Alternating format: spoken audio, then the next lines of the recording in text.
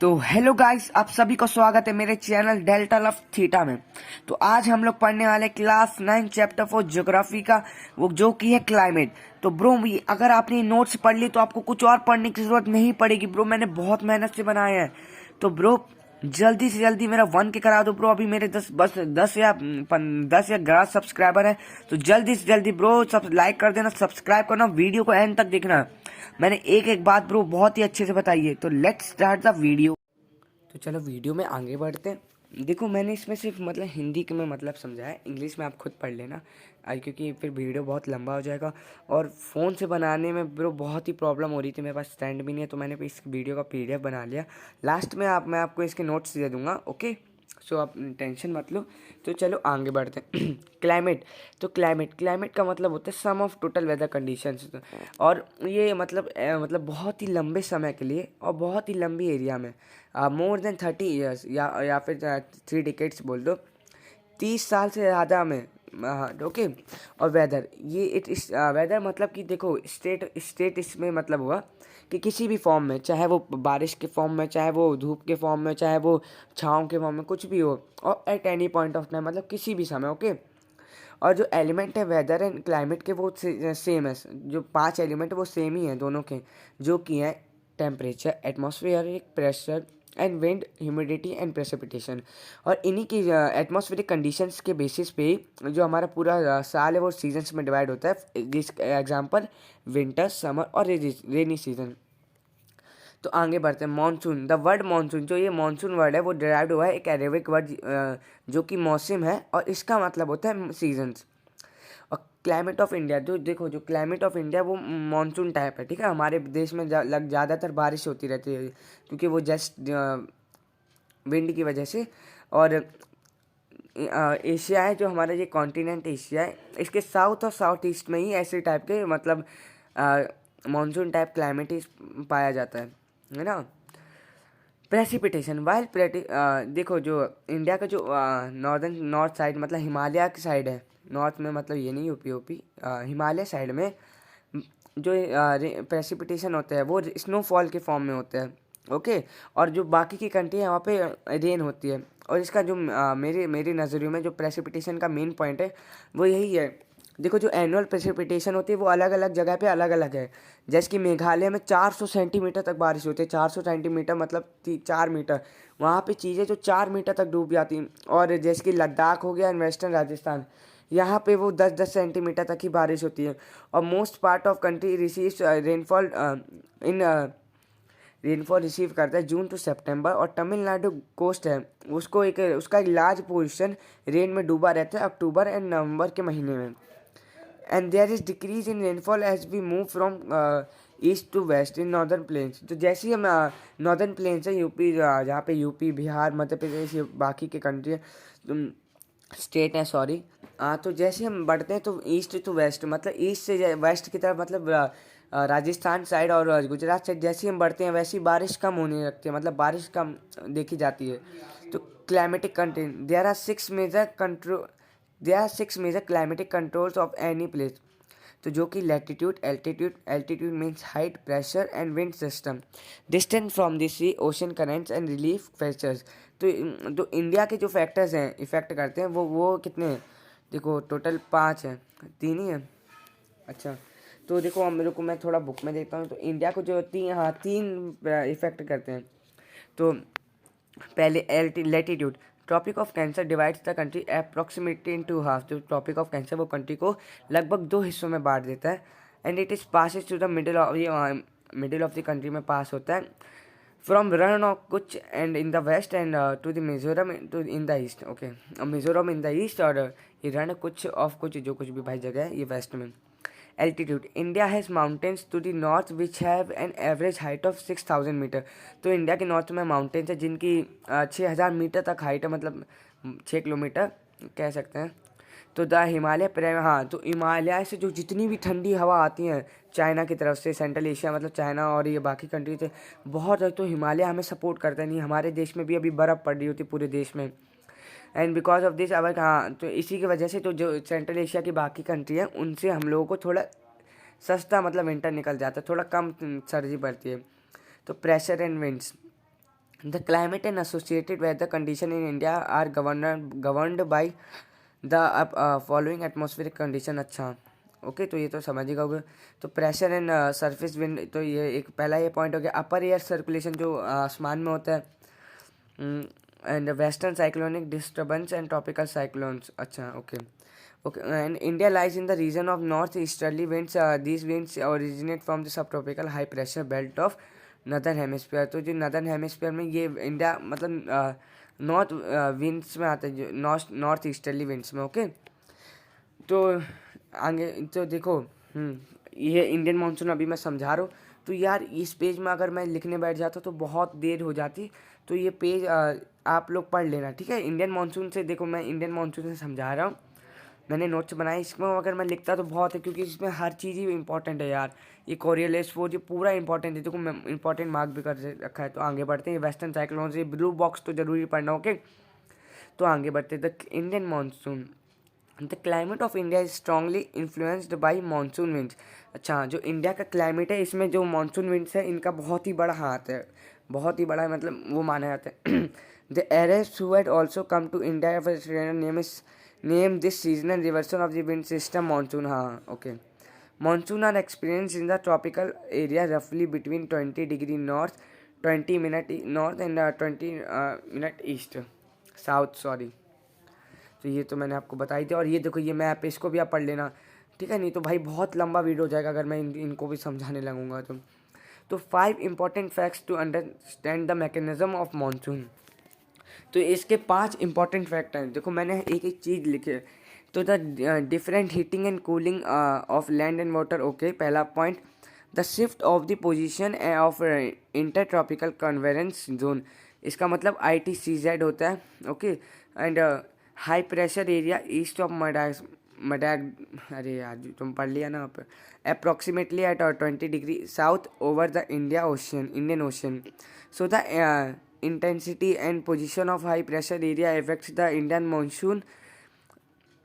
Tibetan plateau get intensely heated during summer. हाँ, जो हमारा टिबेटन प्लेट्यू है चाइना में, वो बहुत ही हीट हो जाता है समर में। The movement of the westerly jet streams to the north of the Himalayas and the presence of the tropical easterly jet streams over the Indian peninsula during summer.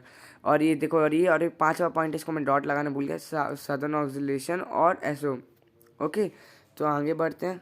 ये क्या, if the pressure differences between, हाँ ये मैं देखो, if the pressure differences were negative, अगर ये negative हो जाता है, it would mean below average. हाँ, मतलब एवरेज ही होता है। हाँ, and late monsoon. Okay, and a feature connected with SO is the El Nino. The changes pressure conditions are connected to the El Nino, hence the phenomena is referred to as ENSO, मतलब El Nino southern oxygenation. Okay, तो the onset of the monsoon and withdrawal. The duration of the monsoon is between 100 to 120 days from early June to mid-September. Around the time of its arrival, the normal rainfall increases suddenly and continues constantly for several days. This is known as the burst of the monsoon. ये important point है। तो ये जितना भी है, ये burst of the monsoon माना जाता है। Okay, the Arabian Sea branch reaches Mumbai about 10 years later on the approximately 10th of June. The Bay of Bengal branch also advances rapidly and arrives in Assam in the first week of June. तो बे of Bengal branch है वो, उसमें भी मतलब rapidly and arrives, बहुत ही advance rapidly कुछ होता है, और वो आसाम में अराइव हो जाता है पहली ही वीक ऑफ जून में। The Arabian Sea and the Bay of Bengal branches of the monsoon merge over the northwestern part of the Ganga Plains.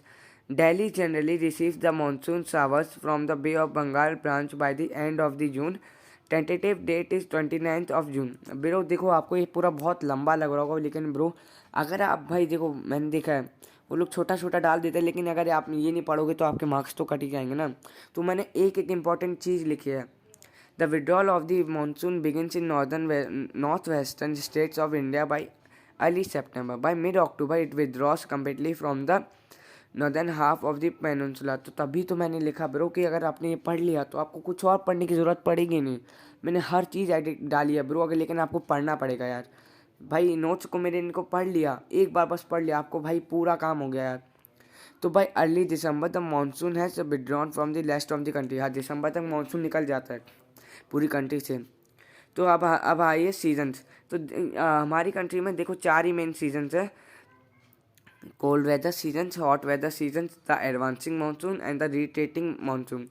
तो the cold weather season winter, जो कि विंटर है, the cold weather season begins from mid November in northern India and stay till February. हाँ, सही बात। तो देखो जो कोल्ड वेदर सीजन है वो बिगिंस मिड नवंबर में आता है और फरवरी तक रहता है, और December and January are the coldest month in the northern plains of India, northern parts of India. तो दिसंबर और जनवरी है वो सबसे कोल्ड मंथ होते हैं इंडिया में, नॉर्दर्न नॉर्थ में, मतलब यार अपने एरिया में, यूपी बिहार में।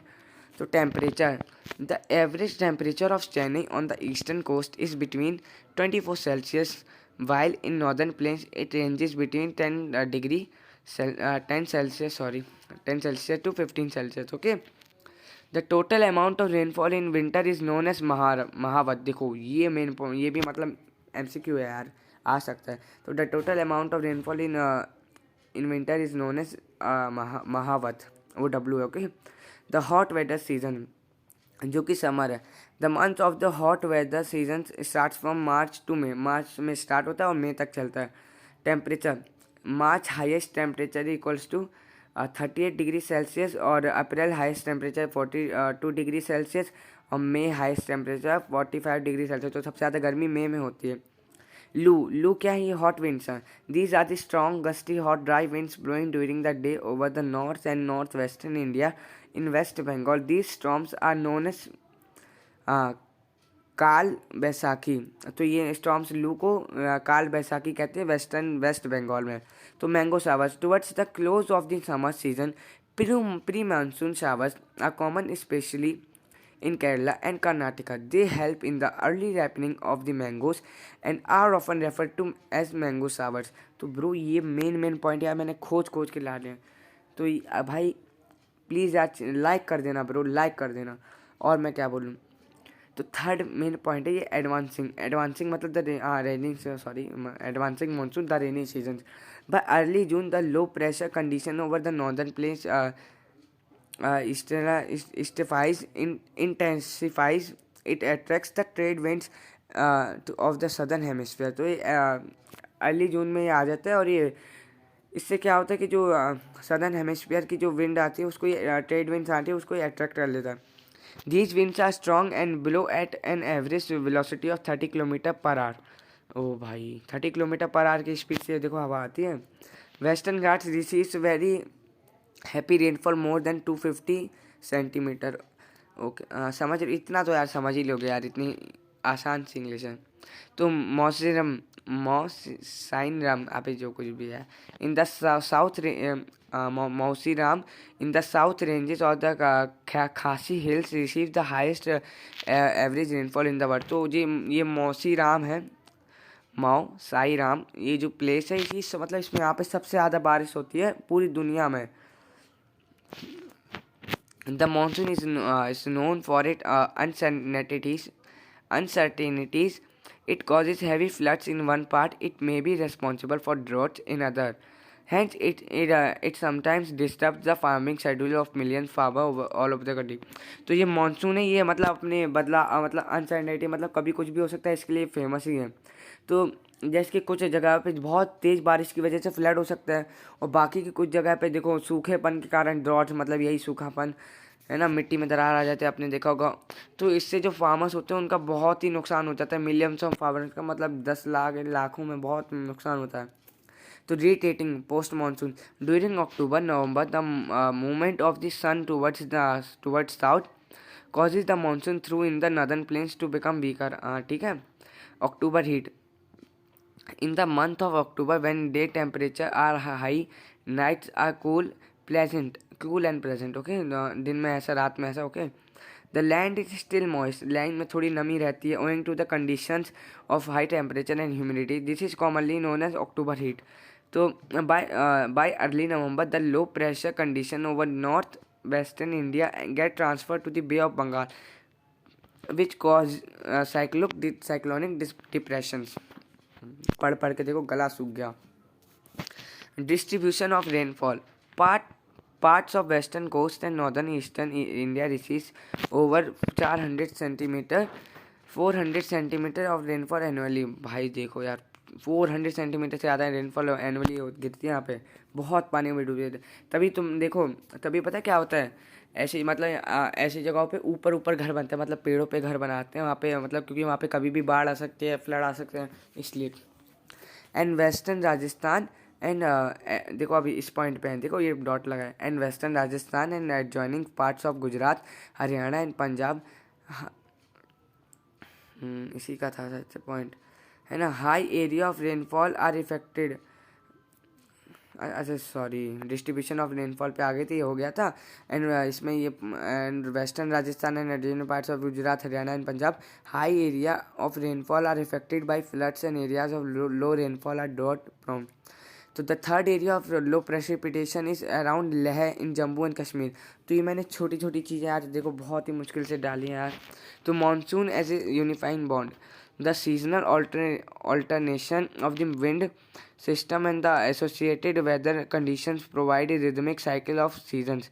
तो ये सीजनल ऑल्टरेशन मतलब लगातार सीजन्स के ऑफ द विंड सिस्टम के लगातार सीजन पे अफेक्ट करने से, तो जो वेदर कंडीशन है वो एक रिदमिक साइकिल ऑफ सीजन बनाती है। तो ये जो कुछ भी हमारा एक मतलब सीजन्स का देखो साइकिल में ये तो होता है कि सब देखो बच्चों सभी को पता रहता है कि पहले गर्मी आएगी, फिर बारिश होगी, फिर ठंडी आएगी, फिर ऑटम आएगा, स्प्रिंग, ये सब सभी को पहले से मतलब एक इसकी साइकिल सी बन गई है।